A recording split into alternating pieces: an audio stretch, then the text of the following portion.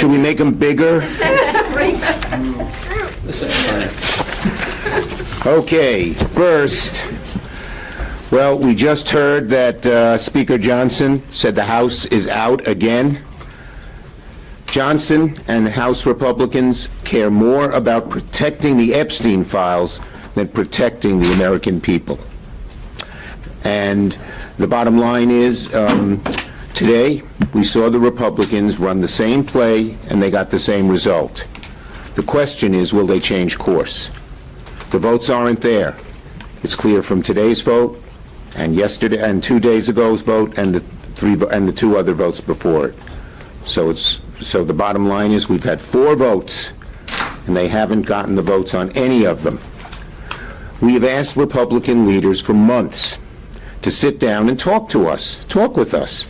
They've refused and barreled us into a shutdown. They thought they could bludgeon us and threaten us and scare us. It ain't working because my caucus and Democrats are adamant that we must protect the health care of the American people. And so now, rather than working with us to end the pain Americans are feeling because of a shutdown, Republicans have instead, they've wasted a week, refused to talk, and exacerbated pain for America. Instead of trying to come to the table and negotiate with Democrats and reopen the government, the White House and fellow Republicans have vowed to make this a maximum pain shutdown, they call it. Unfortunately, the maximum pain falls on the American people, and the American people know it. They know it's not Democrats doing this maximum pain. It's vote and Trump and the Republicans. And so it falls on them. And so even in the White House and in the administration, there are people saying, don't do it, because the blame correctly will fall on Trump's shoulders. They're using the American people as political pawns. Why? Because they don't want to even talk to us about reopening the government by fixing health care. New data came out today from KFF. And that is not Kentucky Fried French fries. KFF could be Kentucky French fries. Nah. Kaiser Family Foundation. I know. Excuse me. Today, new data came out from KFF, the Kaiser Family Foundation, that said that 78% of Americans say Congress should extend the ACA tax credits. 60% of people who voted for Trump said extend the tax credits. And so the Trump administration is feeling it. They know there's trouble. And let me read you a headline from this morning's Wall Street Journal that I thought was very apt and very well written. Raise your hand if any of you wrote it. You get kudos. It says, White House senses political risk on health care despite shutdown bravado. They know that the American people are for it. They know that 60% of MAGA supporters are for it. And why? Well, because if these credits are not extended, listen to this, the average couple who's 55, the average 55-year-old couple making $85,000 a year would see their premiums not just double, but go up $25,000. You're a couple at 55, you're about to think of your retirement.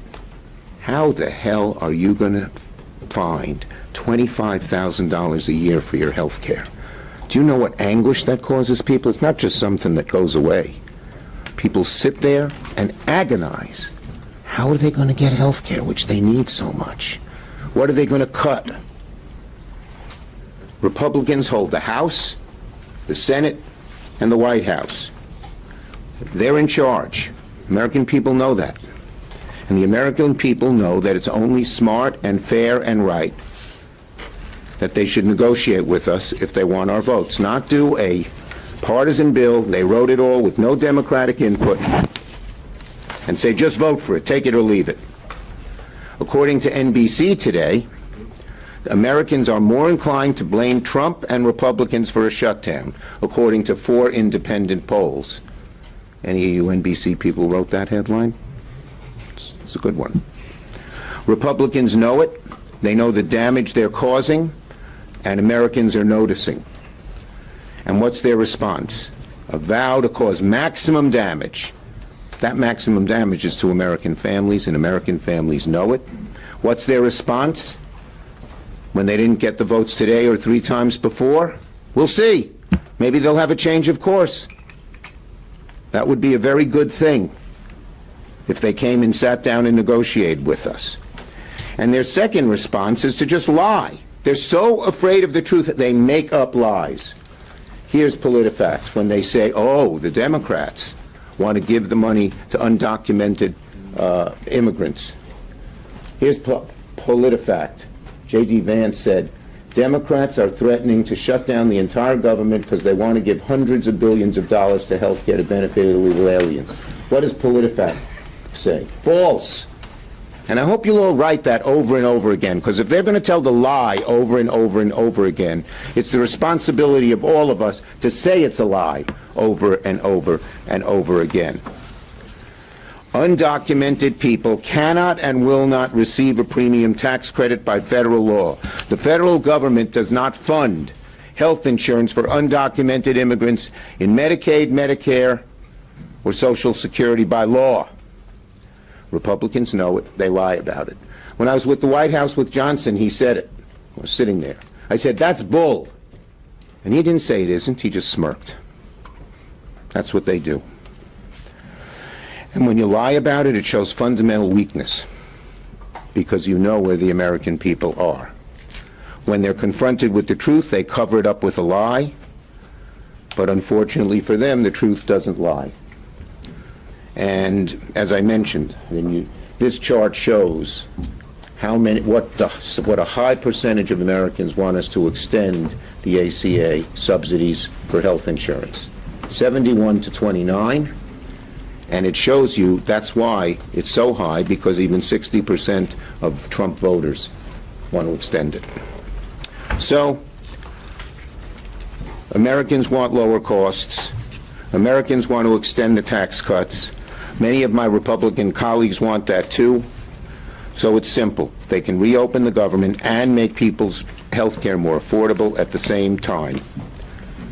And the only people making it a choice between one and the other, between health care and opening up the government, to the Republicans. We're not. We say we can do both. Senator Klobuchar. So what's at stake here? The Republicans have created a health care crisis.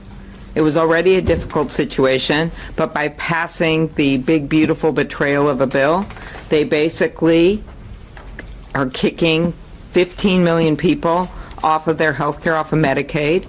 They are going to close down rural hospitals. Some of that already has happened, in part because of the $500 billion Medicare cut that was triggered because of their decision to increase the debt so much with tax cuts to the wealthy. Those are things that have happened. But the final thing is that when it comes to the Affordable Care Act, where you have 20 million people that are on these plans in each of their individual states, in my state it's called MNsure, they will not be able to afford their insurance. I heard this big time when I was out in rural Minnesota. I went to 13 counties last week. Time and time again, the farmers, over a quarter of them are on these plans, even higher in my state. And they told me, we can't afford it. It's going to double our premiums. One guy said it's like a perfect storm of ugly between the Republican tariffs and the health care costs and what's happening with their input costs like fertilizer because of the tariffs that have been put on those. That's what's happening right now. And what does the president do? $20 billion to Argentina, while our soybean farmers have literally had their entire market dry up. So what else has he done in response to our serious requests to have negotiations? He posts a deep fake video with sombreros in it, and he thinks that's funny. This isn't funny to the American people who are starting to get their premium bills right now. Then today it's the Grim Reaper with himself in a video that is just, again, completely, he thinks this is funny. He thinks that people are going to joke about this. I promise you, they're not. They are seeing their premiums double right now. So why is this something we're standing up for now? Because it's happening now. Ask anyone you know. It is not a December thing. It is not a January thing. It is a now thing.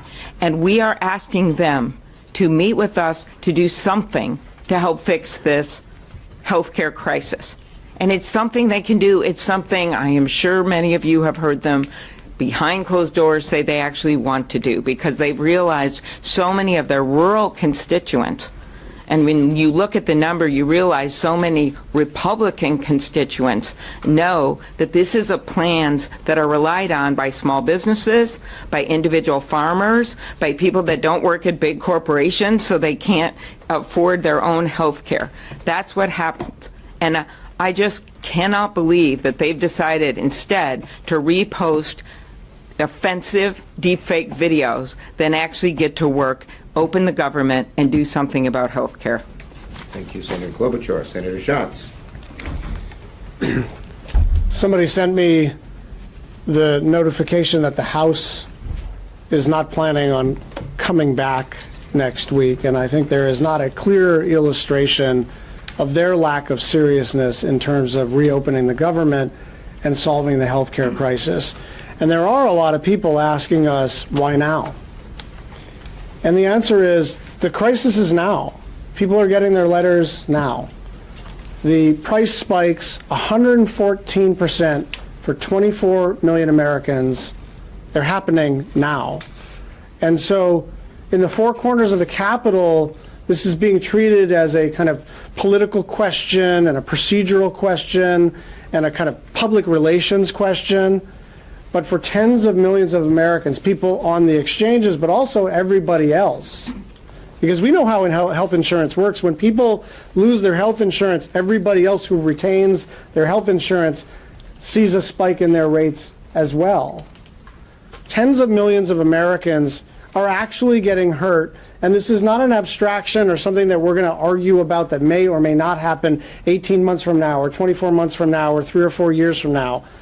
They're getting the letters now, and some of those letters say, we're not sure how much your increase is going to be, but we'll let you know later. And some of those are pretty explicit. You were paying $289, now you're paying $485. And so this is serious business. And if you look at Leader Schumer and Senator Klobuchar and a lot of our leadership, we are perfectly willing and capable to do bipartisan compromises when it's in the interest of the public. But we need a dance partner. We are sitting here saying we are willing to solve this problem with you, because this is hurting your constituents too.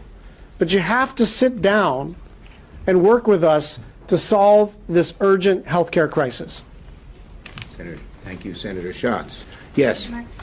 I asked Speaker Johnson this morning about what he's willing to do to make sure premiums don't spike for Americans, and he said, quote, "We are committed and will do whatever it is necessary to make it happen." So my question to you is, short of your bill, what commitments do you need to see? Look, I'm not going to negotiate in public. As I said, we need to protect Americans from these rising insurance rates. And we need to sit down and negotiate it. He won't even do that. So how can he say he wants to help Americans if he won't sit down? He knows he needs both sides to get it done, plain and simple. In the White House the other day, he said he didn't want to do any ACA. And he said that before in the past as well. But the American people are going to make it clear to him and certainly his members that they want it done. And I believe that they will be pushed very hard by American citizens who don't want to see their rates go up so much. There are some informal talks going on between senator to senator. How dialed into these talks are you? Do you think they're making any progress? Yeah, look, first my Democratic senators who were involved came to me, a bunch of them, and said, should they do it? I said, by all means. We want Democrats to talk with Republicans.